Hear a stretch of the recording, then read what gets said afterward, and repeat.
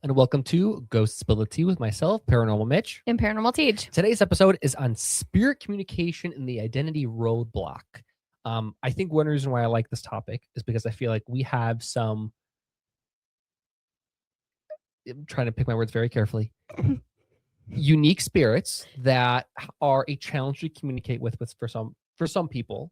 I think we've had a lot of some people, they're a challenge for us to communicate with. Yes, I think we. You're being very polite. I'm trying my best. I think we've had a good amount of experience with these spirits and a lot of, I don't know if trial and error is the right word, but I think we've kind of worked through some of these things. Yeah, we've been dealing with this for a while, and we also run into this on locations a lot. A ton. So we're really going to be talking about spirits who just don't want to give up who they are. No identifying information, no name, etc., etc., etc. They will straight up lie to you, whatever it may be, or just not answer you, whatever it may be, that you are not able to get personal details. We have a couple of haunted dolls like this. We do. Alice, Ada, and Sunny, who we know nothing about, but we love them anyway. And I really wanted to do this topic because I feel like this is a topic that often gets misconstrued, and I often see they won't give you personal details. It must be a demon or something negative. For sure. And that is not always the case. So I'd say it's oftentimes not the case. Can it be the case? Sure. Is it always the case? No. And so not. we're going to go through some other reasons to consider why you might not be getting those personal details.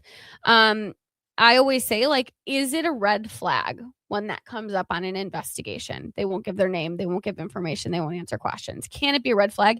Yes. But it's not a red flag and automatically accuse them of being guilty of being something nasty. I think it's a red flag of something to be aware of when you are getting their full investigation, and it's a piece of the puzzle of why might this be to really look into for safety purposes. But it doesn't inherently mean that they are the enemy. Yeah, I think it's kind of like a beige flag, you know, Yeah. it's kind of an in-between. It's something that just requires more follow-up. Yeah, absolutely. Yeah. But I do see this happen a lot where a spirit won't give their name and somebody's like demon. It's kind of not silly. necessarily true. Sometimes they can actually be helpful as well, but we will get into that. Let's get into our first kind of classification or group. Or so reason this may happen. Sure. Yeah. So protective spirits are kind of the first one we're going to chat about. So a lot of these protective spirits can avoid sharing their identity for a lot of reasons. You know, in some traditions, especially ones we have here, a name is sometimes kind of a big deal, right? And giving that information out can sometimes feel like an invasion of privacy for certain spirits, and that they don't want to tell people. Or these spirits could keep watch, could offer nudges, or guide you in other ways, but they may do it in a way that they still maintain a good amount of their privacy. Yes, it's definitely more anonymous. I think spirit guides are a good example of this. Yeah. I think even personally, I'm like, oh my gosh, like, who are these people to me? Like, it must be some ancestor or something. I don't remember who I was talking to one time. It might have been Emerald. I feel like anytime I'm talking about something like spirit guides, I'm like, it must be Emerald. It probably was. But I remember I asked her one time and I was like, hey, like, who are these people? Like, are they people from my life? And Your she's guides. like, yeah. And she's like, you're probably never going to know. And it probably doesn't matter. Right. I'm like, oh, interesting. And just because they may not share a name, right? They may keep information personal, but I think it's important to remember that it's probably for some sort of positive reason. And I feel like with protective spirits in particular, I feel like, you know, like guides, like spirit guides, for example, why you may not have a name. I always think of it like sometimes when we have a name, at least this is what I do. Sometimes like when I get a name of like what something is or who someone is, I miss the point. Right? Because while a spirit guide, their role and responsibility is to help you and guide you on your path, if you're so focused on their name and their information and the type of spirit that they are, you may be fully focused on investigating that instead of the point of their message. And the point of their message is everything. I think one spirit in our house who's a really good example of this is Luna. I do not believe Luna is Luna's real name. And we don't know what she is. We don't know anything about her life, what she is. We know she's not human, but we don't exactly know what. But she is a guide. She is a healer. She is super helpful. And you ask her what she is, and she says, I'm just a friend. Yes. I think it's very funny you mentioned Luna. I was thinking of Saya. Saya is a good example. And I like Saya Saya's too. a better example of something else in there, though. Yes, but I still want to talk about her now because I like her a lot. So I think Saya is really unique because when we ask like a little bit of any question, just like, well, Saya's Saya. And like, it's just, I feel like to her, it genuinely does not matter. Right. Like, that's not the point. For Saya, it's all about like the earth and being healthy to the earth and listening and tuning in with that kind of stuff. And that's her message. Right? It doesn't matter if she's this specific kind of thing or this elemental or the whatever. I mean, to her, it's genuinely, it's like, well, you're Mitchell, you're Taylor, and I'm Saya. Right. Like, it's just right. And it's not even in a sense of like being oblivious. Like she's very intelligent. Like she knows what we're asking, but it truly does not matter to her. No, she doesn't care. No. And yeah, we've had some things that are like, ooh, kind of tunes in a little bit more of this or it's a little bit more of that, but she just could care less. Yeah. Doesn't matter. Yeah. Oh, I love it. I love it. We'll get into some more of like some specifics of later, but let's talk about our next group. So the next group of spirits, we're going to talk about our ancestral spirits.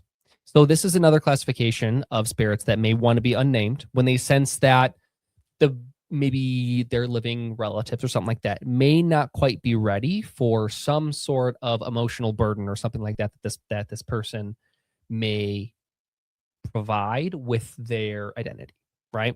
And with the ancestors, especially, like, you know, that ancestor could be somebody who you are still grieving, who's guiding you. And having their identity may bring up feelings for you that are really difficult. So they may be hush hush as well. Yes. And once again, it's probably a situation where the point is not who they are. Right. Or in other cases of spirits we have here, what they are. It's the guidance that they're providing. It's the guidance that they're providing. And that is mostly like the main message. And that's what they want to provide. And we see that with a lot of other, ancestral spirits, throughout different cultures that we talked about, where it's like they might not share exactly who they are, but it's some family member, some family lineage. It could be like, way up the line or something removed or something like that, but they have found their way to you and you listen to them because they're probably going to provide you with advice. Right. Right. So, and that's a good thing. And I've seen mediums do readings on people and they're like, oh, you're such and such as one of your guides. And the person's like, I have no idea who that is. Yeah. And they're around and they're present and they're there to help you, but you may not know who they are. And again, it's kind of the same thing as the other one is like, you find out who they are and you may completely miss what they're trying to help you with in just finding out their identity and looking into that. So yeah. Awesome. So let's talk about our next group. These are our non-human entities. Yeah. These are ones that we have a lot of in our house. Yes. So these spirits may skip introducing themselves for a variety of reasons. I think one reason that we've heard is that their name or whatever they're trying to portray doesn't quite translate into our language. It can be translation, or it can be translation from like a language standpoint or a dialect or whatever they may use. But it can also be the fact that like names are like such a human construct. And not all of these non-human entities use names. Yeah. Like elementals aren't like calling each other by names and playing together on the playground. Like they are beings and they don't go by names. So do eventually they end up, if they're interacting with people a lot, eventually take on a name just to go by for identification's sake? Yes. Is that their name? Probably not. Yeah. It's probably just a name that is familiar to you. So it's more actually for us than it is for them. Because there are so many different species out there who they don't have names. They just are. And so it's kind of like people are like, oh, they're deceiving me. It's this. It's like they may not have a name at all. So there's that to consider as well. Yeah, absolutely. And we've experienced that with a couple of our spirits. Like, I doubt Amika's name is Amika. Oh, absolutely not. I don't think Amika had a name. Yeah. You know. And like, is Haro, is that his name? Oh, there's no way. Did he come up with that? Is it just something he thought of one day? Right. Like, there's no way to know. Right. And that's, I think, an important thing to remember, that we don't have to have the origin of that. Like, that's not an important part of their story. Like, they have so many other things to offer, whether it's guidance, whether it's information, whether it's advice, whether it's all these things that in I Haro's feel like case, whether it's death predictions. Yeah, and that makes them special. But it's some of those things that it's they're doing it to kind of accommodate us. Right. But it's not fundamental to who they are as a spirit or as a, entity. Right. And I think humans get really fixated on the like, give me your name. I want to know what you're interested. I want to know this. And like, there just may not be an answer. Mm-hmm. There just may not be. And that's okay. Right. And I think something you said, just to echo that, is like, us as investigators and as spirit keepers, or whatever reason you're watching this right now, whatever you are, we really like to have all of the answers about what's going on over there. And with some of these spirits, like, you're just not going to get that. And when you fixate so hard on like, I need to have all of the answers of who this is, why they're here, their backstory, their history, they're this, they're that, like, you miss that experience with them, which is really what it's all about. And, you may sever that potential bond you could have made if you could just accept, like, they may not be willing, able, to give you everything. And we should treat them no differently than we would any other spirit. And that's what we do in our house, is like, you can tell us everything about you and we care about you. You could tell us nothing. We care about you just as much. Because, it's that bond and it's that connection that you form. It's not how much do you know. Is it satisfying as all get out when you have so much personal information that you can find a grave and pictures and know who they are? Like, sure. Yes, that's amazing. But you can have an amazing bond with somebody you don't know as much about too. So, yes. I think it's also important to remember that if you were to walk up to someone on the street and you were to be like, hey, can you tell me one of the most tragic things that has ever happened to you and tell me your entire life story? And expect them to say it. You're out of your mind. Say it, like, what are you talking about? Right. So next group we're going to talk about is something that we've experienced a little bit here, and that's language barriers or disabilities. Yeah. So this, I think, is definitely a human construct for us. But we've had a lot of different spirits that come from a lot of different places. Makes it hard to communicate. Yes. And we have a couple of spirits who, like, they're English. They do speak English, but English is very much their second language, and they don't have as much experience with it. So their answers may come out as looking secretive or like they don't want to answer, but it's not a lack of desire. It's a can't answer. They don't have the word for it. Maybe, they have said the word in another language and you couldn't pick it up on the spirit box. Mm-hmm. We have that happen a lot where it's like clearly another language. And I'm like, sorry, so it's important that we don't perceive spirits who are not primary English speakers as not being willing to communicate when it may just be a barrier. One strategy we have found for this is for some of our spirits from other countries who the language is a huge barrier for us in our house, we have other spirits here that also speak the same language as them to kind of act as like a translator of sorts. So it's important to remember, like, you're not being ignored. They're not dodging your question. They may just only have words to answer certain things that are on a more basic level, where when you're asking them for their full story, like, think about how much language is in a full story. It's a lot, and they just may not have the words to be able to express that to you. So it's important that those ones aren't misconstrued as like being problematic and, devious or whatever it may be. The other one is disabilities. We have seen this a couple of times.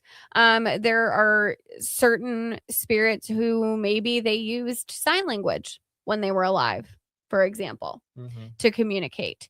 And, that was their primary language, and sign language doesn't translate on a spirit box. Or, we have Bobby and Jeffrey, who they were non-speaking when they were alive. And, still to this day, they communicate in other ways, but they don't communicate in your traditional back and forth conversation like some of our other spirits. Does that mean there's anything wrong? No.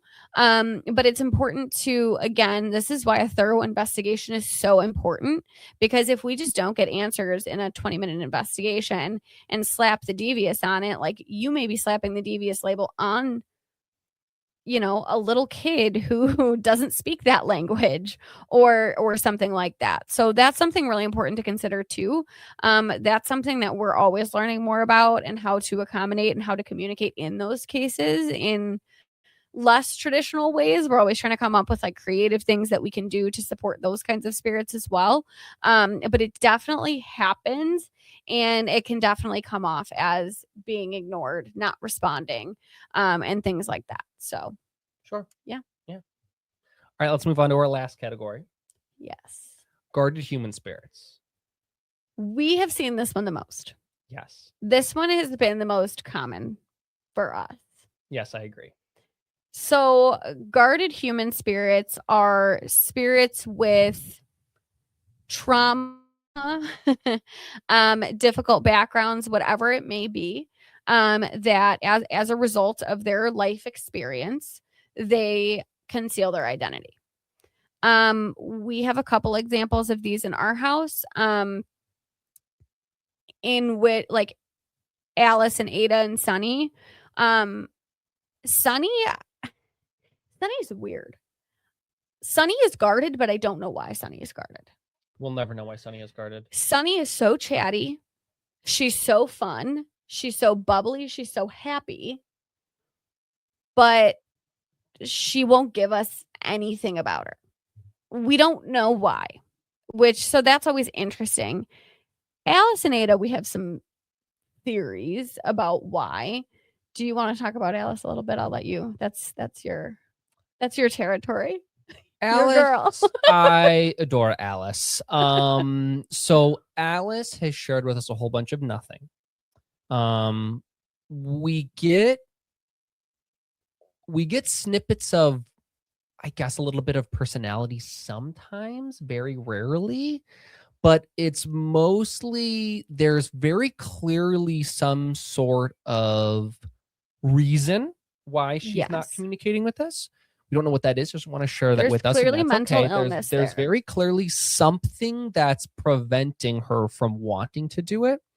She's very, I think paranoid might be the right word. I think paranoid would be a good word. Like, she thinks she's going to be stolen. I'll give you an example.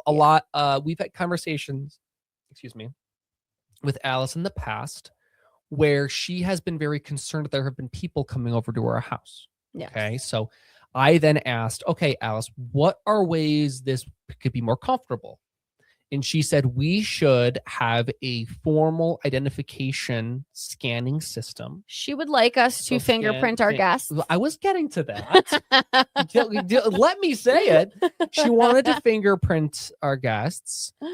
She wanted people to be, thoroughly examined and background checked before they came into the house. I forgot about the background checks. Yep. She wanted to, even her things, for example. So, as you can see, a lot of our spirits have a variety of gifts and offerings and stuff kind of strewn about. She made it very clear she did not want her things shared here because she wanted her things to be kept in private. Because somebody could steal them. So as a result, she first asked for a safe. I said that we can't get you a safe. So we settled on basically that's like a lockbox. With a code. That is changed constantly. I try and do it like once every 2 to 3 weeks. She wanted it daily, though. She wanted it daily. The only place where that code exists is on a written piece of paper that is underneath her vessel. And Mitchell has to hide said lockbox, and I don't even know where it is. The lockbox is hidden. It is hidden somewhere. I shall not say, obviously. I don't know where it is. And I don't even know what the code is. The only way I know what the code is because I wrote it down and put it under her vessel. And the lockbox was a compromise because what she originally wanted was a fireproof safe that was nailed to the floor. Correct. So nobody could steal the box, of course. Correct. Yeah. So all of this to say that there's very clearly a reason she doesn't want to share information with us, and that's okay. And I think it was when we first got her, it was a little tough to not have a definitive, background and story, Who are because you? What are you you? want to, these spirits are our friends. We like to spend time with them. They're our family.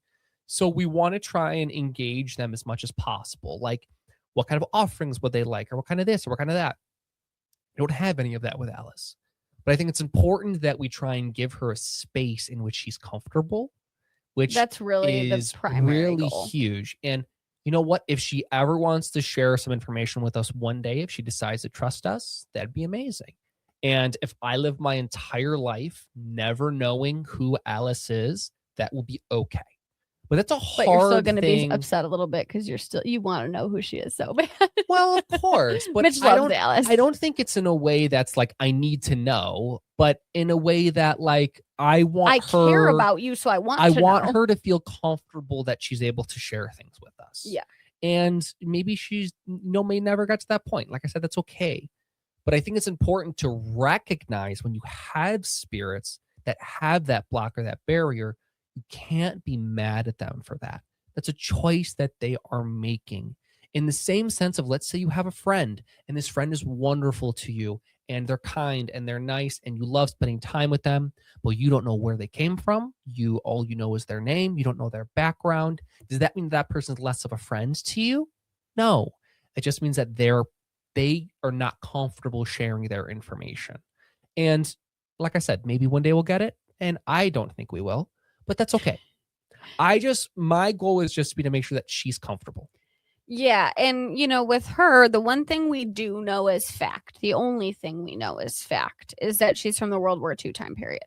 We do know that she's given people dreams on many occasions about World War II specifically. We don't know what side. We don't know where from. We don't know what her role was, anything like that. But a lot of the reasons why she conceals her information is not because she's bad, because she's not. We've actually never even seen her mad. For as nervous and anxious and paranoid as she gets, we've never seen her mad. That's not a thing. And she does like to talk to us, which is always interesting because you would think she wouldn't want to, given that she doesn't give us any information. No, Alice talks to us actually quite a lot.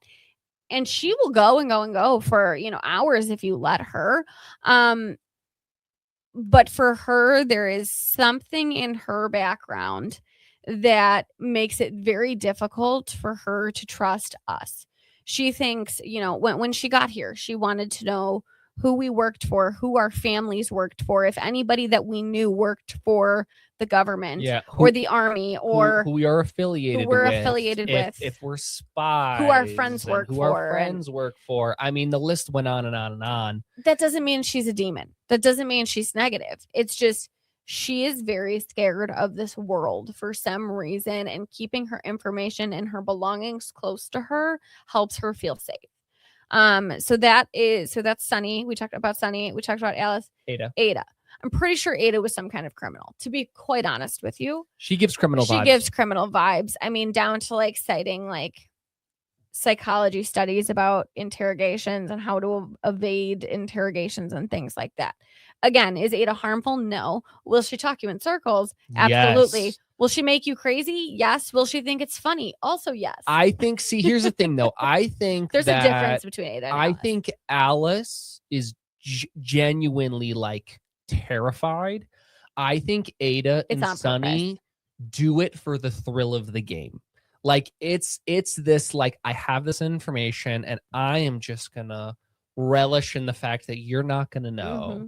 And I'm gonna make all these Ada funny will jokes. Even go as far as to say, "I know what you're trying to do with that question." Yes, and she's there. I think all of them, Alice, Sunny, and Ada, are all, I think, very smart.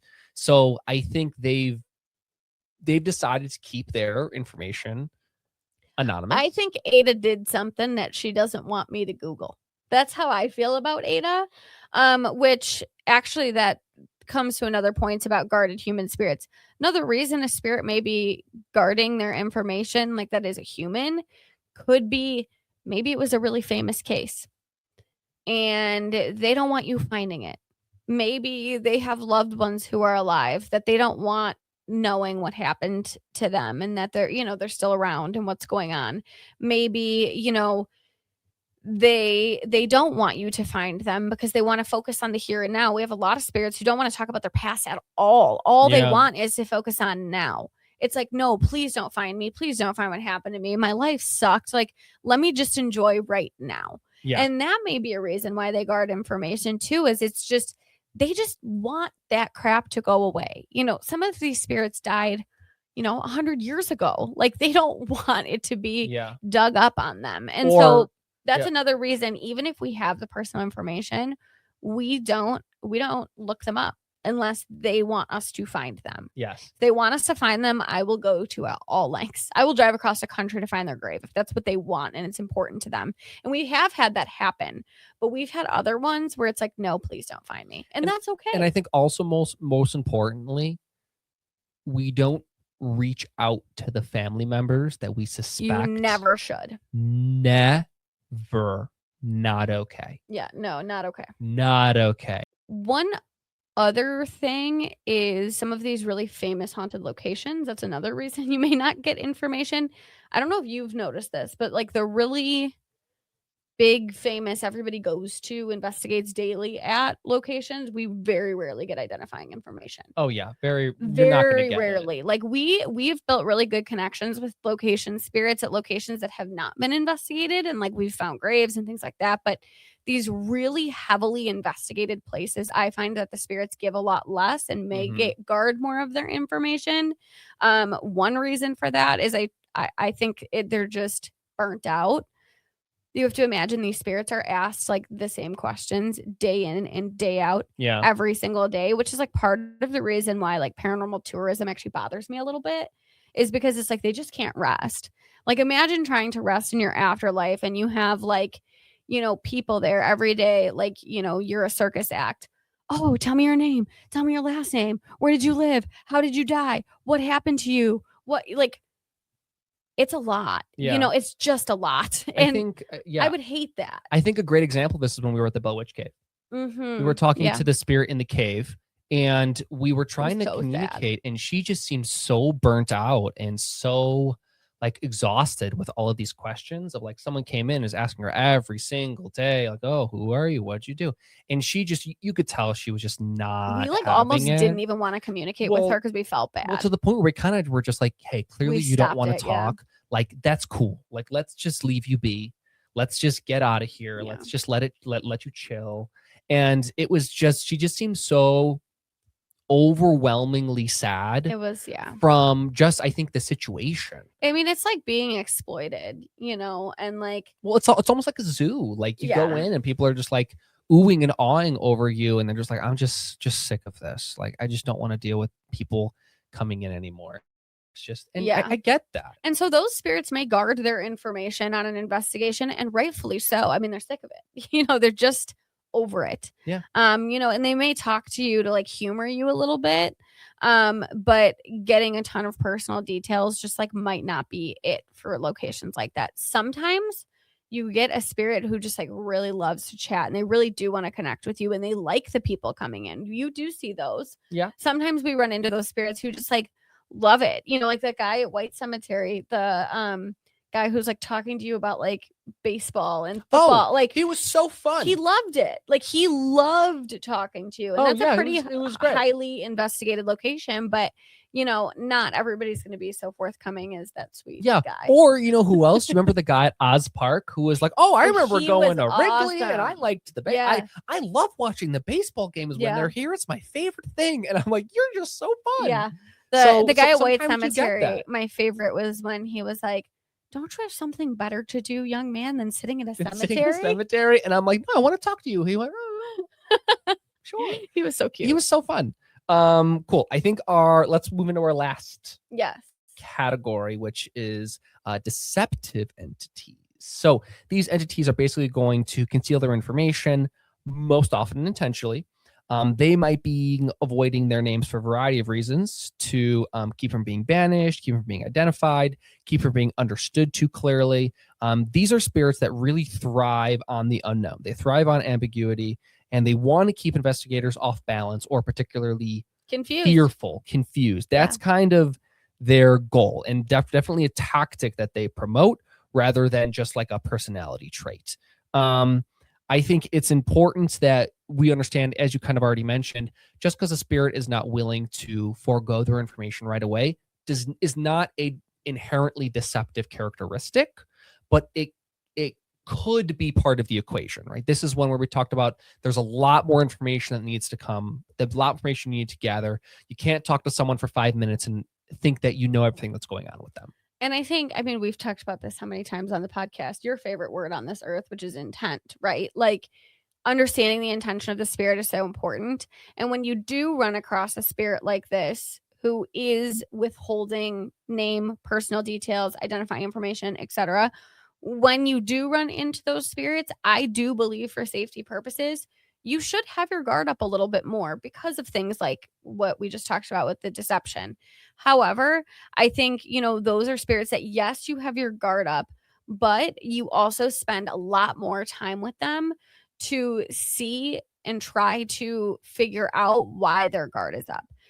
At first, like when Alice first got here, we didn't know what in the heck we were doing. I mean, she was interrogating us about who we were. And, I could see that if that was my first and only interaction with Alice, I may have thought like, this is a really confrontational spirit. Yeah, that could be scary. She's not nice. She's like out to get me. But as we got to know Alice and we saw the different phases of Alice, which happen on any given day, you do start to see the mental illness creep in and the paranoia and the hurt and the pain and the suffering that she went through. But it took us over a year to really get to this point where we understood why she was withholding. And don't be afraid, to take that time if you need that time. It's better to not have a label on a spirit and be taking your time than it is to investigate them for 20 minutes and say, this is what they are and this is why it's happening. Like, it's okay to have a question mark.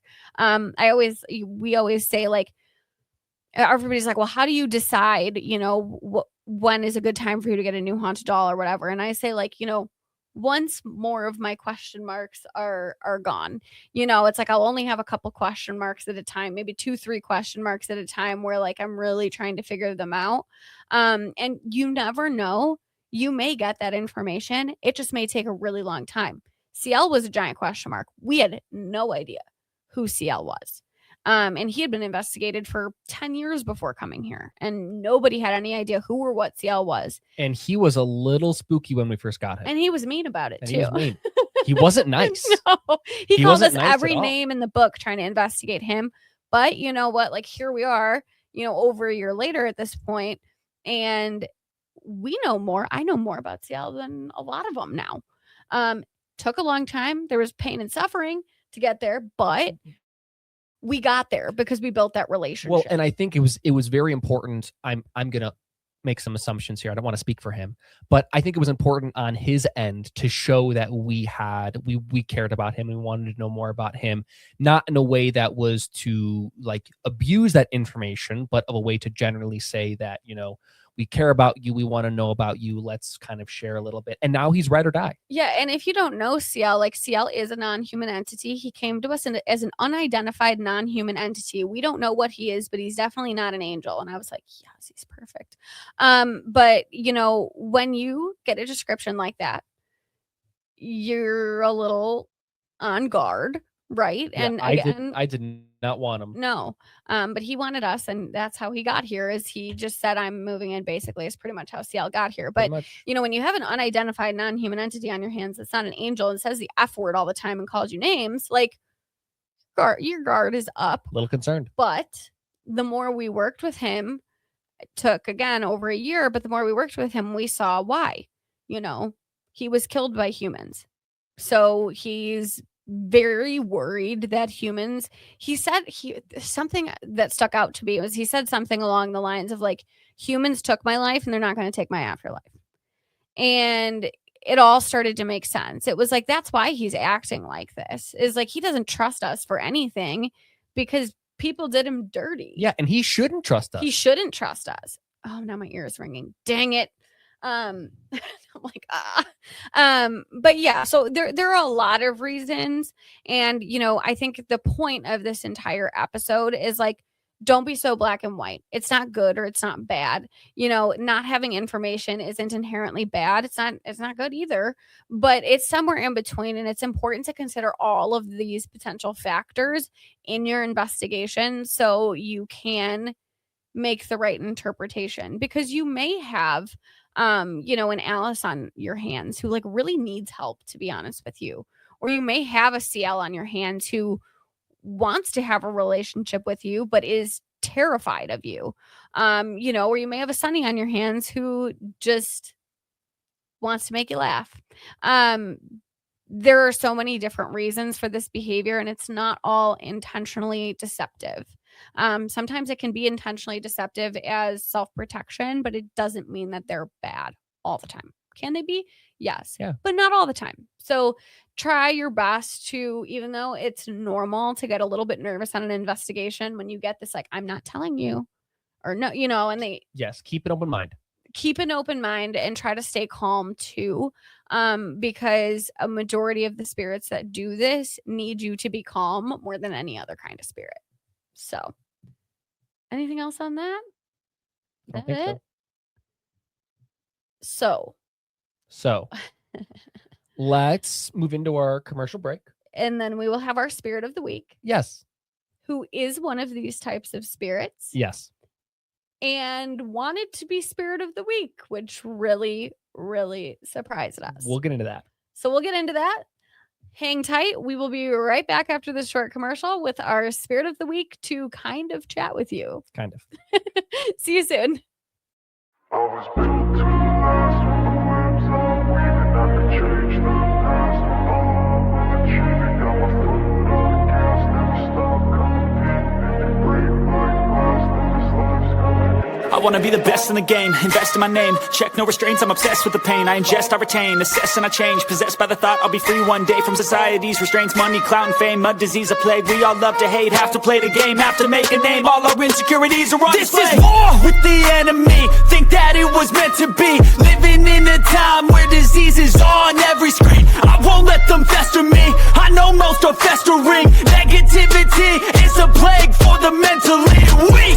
No mercy, all I got is working. Never stop searching, never quench the thirsty. I'm toxic and psychotic, but there's logic, you can't stop it. It's been chronic since I was a boy, so neurotic and chaotic. Built to last with the webs I'm weaving. I could change the past with all I'm achieving. Got my foot on gas, never stop competing. If you break like glass, then this life's gonna eat 'em. Make mistakes real fast, then you learn how to beat 'em. If you take off the cast, you can see all the healing. If the pain's in the past, move on from the grave and put your foot on the gas. Okay, we are back from our commercial break with our spirit of the week. It is Alice. It is Alice. Alice, we decided to not bring down, but Alice, see if I can point her out, is right here In the yellow dress. in the yellow dress. She doesn't like to leave her shelf because her code to her lockbox is under her vessel. So we're going to keep her there. Yeah. But you can see her just fine right here. We kind of talked about Alice quite a bit already. Mitchell, why don't you talk about how Alice got here and your relationship with her? Alice is Mitchell's girl. Alice is one of Mitchell's favorite spirits to work with. And it was a very unexpected bond because I originally picked out Alice because I was like, we started to have a lot of success with CL and getting his story. And I was like really overly confident. You were riding such a high. I was riding such a high, and I saw Alice and I was like, oh my God, she's just like CL. We're going to be besties. We're over a year in now, and we've had pretty much some change since day one, but not a ton. It's not a lot. But Mitchell has developed an unexpected bond with her that I just I don't know if it's like the need in me to try and like help or whatever it is, but I just adore Alice. I don't know. I think she's so great.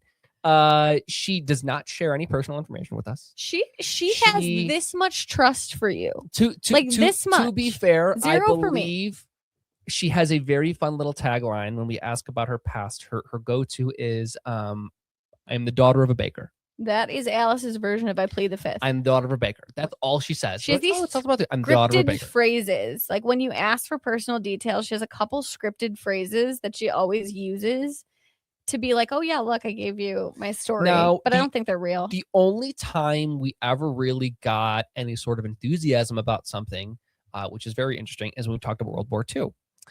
We had a conversation about, I think it was about code breakers in World War II. So for those of you that don't know, and I do not know a ton about the topic, I know a little bit from the book that we have. There was a group of women that were code breakers during World War II. And Alice loved this concept. So we got her a book. She likes solving puzzles. She likes solving mysteries. So she has a little puzzle book that she likes to work in. But she has these books that she really enjoys. And she helped pick those out for us. Because I wanted to get her some things, and she said she wanted these informational books. But she wanted certain pages out of the books ripped out. Yes, she wanted certain pages ripped out. Because I said, she didn't want the other spirits. To do that. She didn't want the other spirits to see them. Yes. The other thing about Alice as well is, if you follow the YouTube page, we do a fair bit of traveling, and investigating locations. And Alice does not love when we go on vacation. She's always the first one we talk to when we get back. Yes, because naturally we're not here and we have lots of pets. So someone would have to come take care of our pets. And there could be ghosts there. Correct. Now, thankfully, we have our dear friends who come over quite often, and they've been able to come over for us a lot. So that has been very great. Yeah, we have very consistent people that stay at our house who are incredible. And I think a little bit of that consistency has been better rather than just like random people coming over to our house all the time. But and we'll get into that. But so I think we need to get into the questions. There could be ghosts at these locations, and we have to be careful. Ghosts are not to be trusted, and Alice does not affiliate with ghosts. Let me give some concept to this. I don't remember what trip we came back from. But I think it was the first one, because that the first time we went like to LA. I think that one was a really big deal. LA, or it might have been Nashville. I don't remember. I think it was LA because it was a really big deal. It was the first time we traveled, and we came back and we were like, "Oh, like we did not expect this." So basically, we got back, and Alice said, "Where are you? What were you doing? And why'd you leave?" So we said, "Okay." I gave her the details, and it was LA because remember when we brought back Melanie? That's why. So we came back and we were telling her about all the stuff we were doing. And she said, well, you have to be careful. We're like, why? Well, there could be ghosts there. They can follow you home. And then we were like, okay, I get that. And so she was very concerned about that topic. Yes. But anyways, let's get into her questions because that'll help answer some of the how she communicates. Specifically because when we talk to Alice on the spirit box, she's exceptional at the spirit box. She's very talented. She's a great communicator. Is always willing to chat. I said, Alice, are you ready for doing your spirit of the week? And she said yes. She said fine, but why did you go on vacation? Because we just got back. Got back from Vermont, which was very fun. And then she said, I bet you were ghost hunting. It would have to be. And I was like, I guess so. I guess you could call it that. So basically I said, is there anything in the future that we can talk about beforehand that would make traveling easier or less stressful for you? And she said, where you are going, why you were going there, your time to leave and your time to come back, and who your companions are affiliated with. That's a quote. If you ever go on an investigation with us, we're going to need to know who you're affiliated with. We're going to let Alice know if you're part of the government or some sort of secret spy agency or whatever she wants to know. I don't know. Correct. But let's get into some of these questions. Yes. Because I think the questions are also quite telling. And thank you to those who submitted for Alice. Yes, I could tell the people who submitted for Alice understand where Alice is coming from, and they were very considerate of her needs in writing these questions. So thank you for being so thoughtful about who you were submitting for. Because I think some of our sometimes we get questions that we carry over because I think they're such great questions that we can ask to multiple spirits. This was not one of those scenarios. No. But so our first question was from Kara. Shout out Kara. Who loves Alice? Loves Alice. Me and Kara ride the Alice train. Yes, you do. We are probably the most diehard Alice fans Yeah. out of anyone. So Kara, me and you. Kara asked, Alice, did you have a favorite quiet spot when you were young? Somewhere that felt the safest? And Alice said, yes, in the garage upstairs. Garages aren't normally upstairs. But No, I think she meant like the upstairs, like the upper level of like a garage.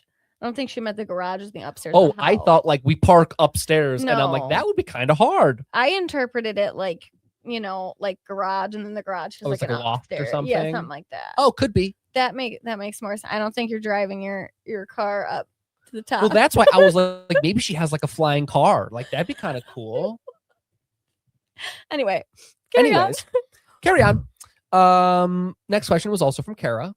Alice, if you could spend the day anywhere in the whole world, where would it be and what would you do? Alice said, I don't have a clue how to answer this. So Kara, respectfully, I changed your question a little bit. I said, if you were to go on an ideal vacation, what would some of the characteristics be of that place or that vacation?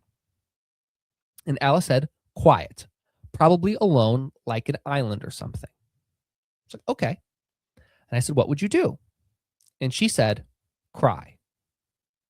I said, why? And Alice said, you asked me. I said, okay. The I don't know on some of these questions, like I don't understand the question. That was a new thing. Alice is highly intelligent. To the point where sometimes I feel like she's too smart for her own good, and that's part of why she has such a hard time.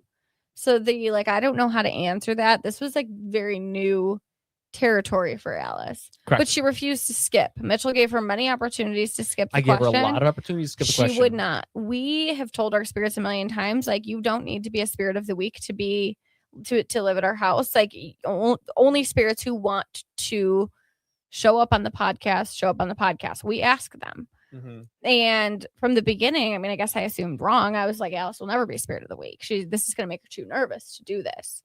And consistently over and over and over again, she told me she wanted to do this. So it was hard for her, but I think it was pretty big of her to want to, because I never thought she would want to do this. This is so much of a spotlight. She shows up on lives too, which always surprised me. So She always shows up on live. This is my plea to everyone watching that you should be fans of Alice. Your opportunity for a sales pitch on Alice. She's the best. She is great. I do love her. Next question. I love her. Kara asked, if you could describe yourself as a color, what color would you pick and why? Alice said, I don't get it. So I rephrased the question a little bit. I said, do you have a color that represents you? Alice said, is this for a file? I said no. She asked, is Kara a doctor or officer? I said, to my knowledge, no. Kara is an artist. And Alice said, sounds like a doctor. And then Alice said, are you sure you know this Kara? I said, yes. We've known Kara a long time. She's very trustworthy. I said, and she said, all right. I said, would you like to skip the question? She said, no. I said, She's okay. too stubborn to skip Then it. what is your choice? She said, I like red. She asked why.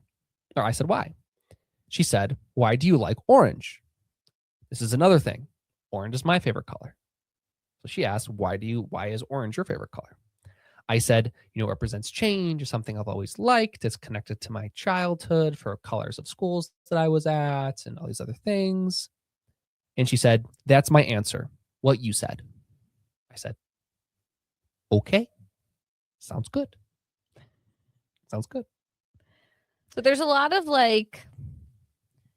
notes in what she says that point to like psych histories being done. Yes. Stuff to do with like I don't know if she was captured at some Like point, files, something like that. There's a lot of stuff about files and paperwork, and are you keeping this for some reason? And like it points to some kind of like I don't know if like she was institutionalized or something of that nature. But that is an ongoing, consistent theme. For sure. For sure. Kara also said very kindly, also, if you could please tell her that I admire her bravery so much. Alice said thank you. Quite hesitantly. But she still said it. She still said it, though. She said. Next question is from Spider. Spider asked, do you need anything? And Alice said, yes. Perhaps we could build a hideout in the backyard or underground in the event of intruders. What do you think? What do you think, man? And I said, I'm not sure if we could do that. I said, you do such a good job talking to her. I try really hard. I can't do it. You do so well. And she said, well, we need a shelter. And I said, well, in a situation where, you know, we have an intruder, the house is probably the safest place to be. She said, no, you do not have identification validation by checking ID cards or fingerprinting. And I said, well, we know everyone who enters our house. We don't have any strangers come into our house. And she said, we have discussed imposters. We have discussed imposters. Yes, she wanted me to fingerprint my mother every single time she came over. Correct. And Connor and Jessica every time they came over, Even though all of them come over all the time, in case someone shows up and decides to impersonate them. Yes, because that's a safety risk. Even my own mother has to be fingerprinted at the door. We should just do that one day. We should just have your mom come in and just be like, on Christmas, see what everybody thinks. We fingerprint them at the door. That'll be her Christmas present. We'll fingerprint my family. Shut up. That's like the best Christmas present ever for her. Oh my God, wait. Am I onto something? Come on. Am I onto something though? Wait, this is kind of funny. Oh my God, let's fingerprint my family.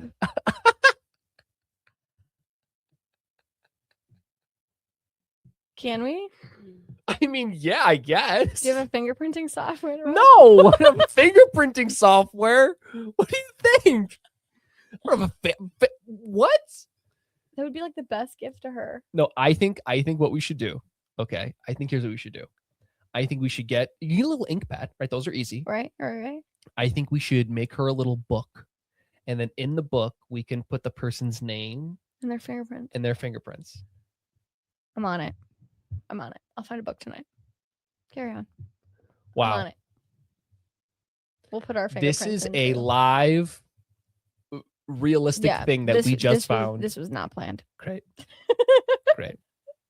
I was like, wait. Moving on from that little tidbit there. Sorry about that. No, it was valuable. It was good. Tangent mode. Next question is from Spider. Do you like any of the other spirits? And Alice said, I fear them.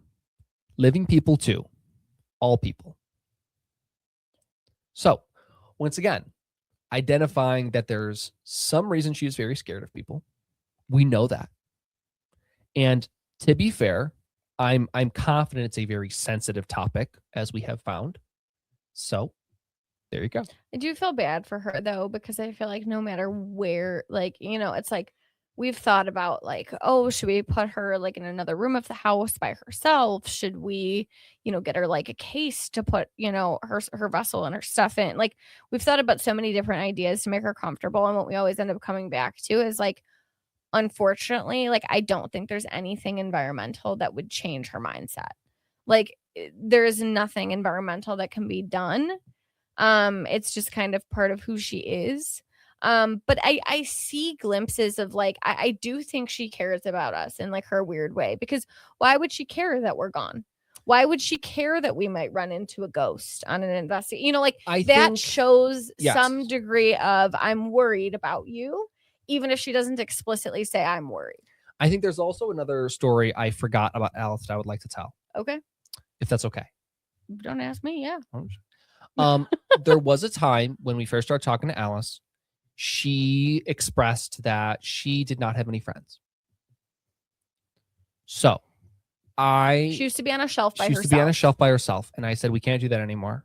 And I believe we asked her who she would want to send next to. I believe she said Oric, if I'm not mistaken. No, she was still by herself. Oh, and we put Oric there? No, Oric got here and we asked him who he wanted to be with and we gave him options. And he said, I would not mind being next to Alice. And that's when we fell in love with Oric. Shout out Oric. Oric was so happy to shelf with Alice, and Alice does like him. Yes. She does. So I asked Alice, I want you to try and make a friend.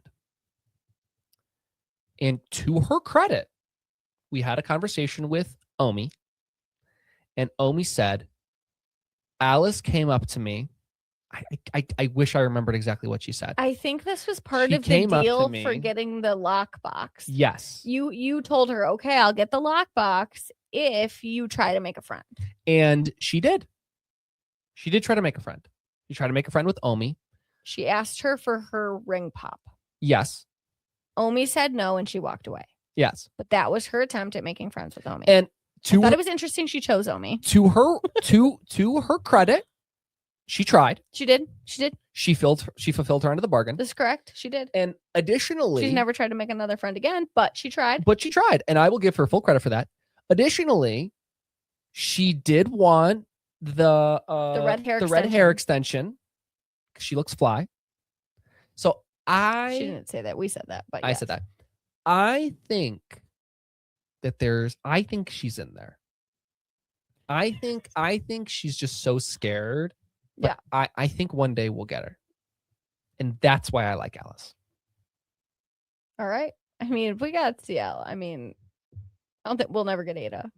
And Sunny is. No, Sunny's a lost cause. Sunny is not going to move. Because Sunny does it for the love of the game. And she's got a script and it's fun for her. It's not paranoid. It is and not fun. for me. I thought I was tripping.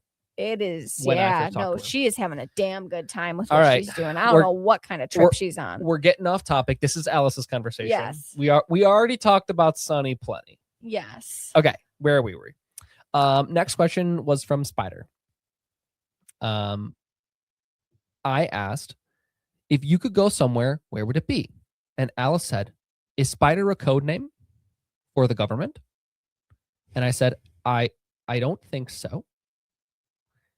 I think this is just a self-given name.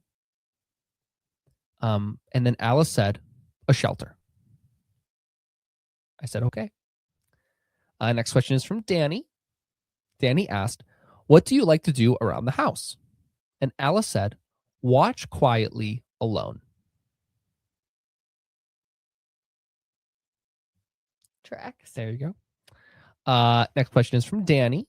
They asked, have you made any new friends besides Oric? And Alice said, no. Maybe we gotta make one of those bargains with her again soon. I don't know, man. Next question from Danny. Maybe you can get her bunker in exchange to make a friend. How am I going to get this poor girl a bunker? I have... Gonna make 3 friends for a bunker. 3. Is this a bargaining chip? Is that what we're doing? I mean, it worked the first time. I mean, I just want her to have friends so bad. I feel bad for her. I know. 3 friends for a bunker. I couldn't believe she picked Omi. I mean, it just that no, I think I get it. I think I absolutely get why. Oh, I don't. Why? I think because Omi is like she's everything else. She's is so not. Cool. She's so fun. She's loud. She's loud. She ain't scared of nothing. She's flirty fresh. She's not scared of anything. And I think Alice admires part of that. And I think that that's something that she maybe wishes that she had a little bit more of. That makes sense. And I think Omi's also like a leader, right, in that group. So I think she thought that from like a psychology perspective, maybe if she was able to make friends with Omi, she can kind of make friends with everybody else and kind of be on the in the group. Maybe that's a stretch. I don't know. That's a stretch. It was making sense, and then it got a little too ambitious there. Anyways, last question is from 2 questions are from Jenny. Excuse me. What's a skill you have that others may not know that you have? And Alice said, is this a skill assessment? I said, no. She said, that's a clever way to say it. I said, do you want me to skip this? And Alice said, no, I'm good at figuring stuff out, like skill assessments. I know when I see one. I said, that's very clever. I laughed pretty hard because I thought she was pretty correct in that sense. I thought it was funny. Now I need to research skill assessments. I honestly, if I were you, I just wouldn't. Let it be. Let it sit. Let it be. Don't worry about it. Just let Alice be Alice. Don't try and solve it. She doesn't want it to be solved. That's true. Last question. This was actually one of my favorite questions. Okay. Jenny asked, if someone famous plays you in a movie about your life, what characteristics should they have? And Alice said, tough. I said, is that it? She said, yes. I was like, ooh. All right. Very cool. I do think Alice was a baddie. Oh, 100%. I think Alice was a baddie. 100%. Sure. I said, is there anything else you want to add? She said, I just want to be done with it. I said, this was the topic of the episode we were going to talk about. Do you want to add anything to that? She said, not a lot. I said, okay. I then said goodbye. And that was that. And that was that. So that's why Alice should be your favorite spirit. This is why Alice deserves more love from the people. That wasn't difficult to get you going on again. No. Respect her. She's great. Hashtag Team Alice. Yes. Listen, I know if it came down to it, I know I got one person on my side for hashtag Team Alice. Kara. And that's Kara. Yeah. Me and Kara are hashtag Team Alice. Shout out Kara. So, one thing I wanted to just give a little tidbit of advice on. If you are ever communicating with a spirit like Alice, something that we have found, spirits who have a lot of things that they're worrying about and kind of they spiral on, the more specific the question, the better. Because if your question is too broad, usually you will get some kind of tangent back. But if your question dictates a really specific response, you're more likely to get something that's more them and insightful into who they are. We have found that general questions often warrant general tangents about things that we're worried about. Whereas specific things, they'll kind of narrow in a little bit better and there isn't as much wiggle room of things to be nervous about. But then if you go too specific, she thinks it's a skill assessment. So it's somewhere in the middle. So that is, in a nutshell, just a little glimpse into what working with and communicating with spirits who are not so forthcoming can be like. Have to give a big shout out to our friend Alice for being willing to do this. Shout out Alice. I think this was a lot for her. And I'm very, very proud. A year ago, we would not have done this. So I'm very proud of her for being willing to put herself out there, even though I'm sure she was very, very nervous about it. And thank you to you guys who submitted such thoughtful questions for her. The questions were outstanding and were very appropriate for her needs. So thank you for that. A couple of updates. We have a lot of new merch out for the holidays. Mitch is wearing one of them right now. But tons and tons and tons of new merch. There is now Go Spill the Tea merch. Woo! There is Whispering Ridge Syndicate merch, which is our team with Morgan and Eric. There is Folklore Gets Fade merch, which is our fairy podcast. Zani's got some shirts out. Which is pretty cool. What does Zani shirt say? They say XOXO Zani. Because that's how he ended his communication session. He said XOXO Zani, so that's what his shirt is. Oh my goodness. So if you want to check those out, the link is in my link tree, which is on my channel and in my bio on TikTok. The site that we use is called Bonfire. The stuff is just awesome. So The quality is really nice. Yeah. Like it's so cozy. And Yeah. I'm not saying that just to like say it. Their stuff is really nice. yeah, no, I've been really happy with it. And it's so. like the colors are really cool. Yeah, there's tie-dye, any There's color you could all dream the tie of. dyes are awesome. Like they do a really Tons of good different job. designs. Yeah, Yeah. tons of different designs. So if you're interested in that, you know where to find it. Check the link tree for the bonfire link. A couple of other things. We now have my spirit chat tutorial is out. If you would like to check out tips for communicating using the spirit chat and other text-based tools like the Ovilus, our investigation at Wild Sugar Homestead is out, and our Billy Creek Village investigation is also out. So a lot of new videos in Zani's story because people wanted that really bad. I mean, Zani came here and was a hit, so Zani's story is up, and so many people got skipped. So Zani's story could be done, but you have it. So anyway, that I think is all for us, right? Yeah. Yeah. Yeah. Catch us on Fridays. Yep. Friday, we will have our members only live at 8:30 p.m. Central Standard Time. We do Spirit Box every single Friday night, where you guys get to actually ask questions to our spirits It's live. really fun. So if you think Spirit of the Week is interesting and hearing their responses, you can get those questions answered on live every Friday. Every once in a while, we'll do something else or have like a reschedule, but most of the time it will be Spirit Box. We try our best. Yeah. Yeah. All right. I That's think about it. that is a wrap on this roller coaster of an episode. Oh, yeah. Thank you for being here. Thank you for all of your support. We really, really appreciate you for taking the time to watch us every Saturday. Thank you for being here, and we will see you next time. See you next time. Bye, everybody. Bye-bye.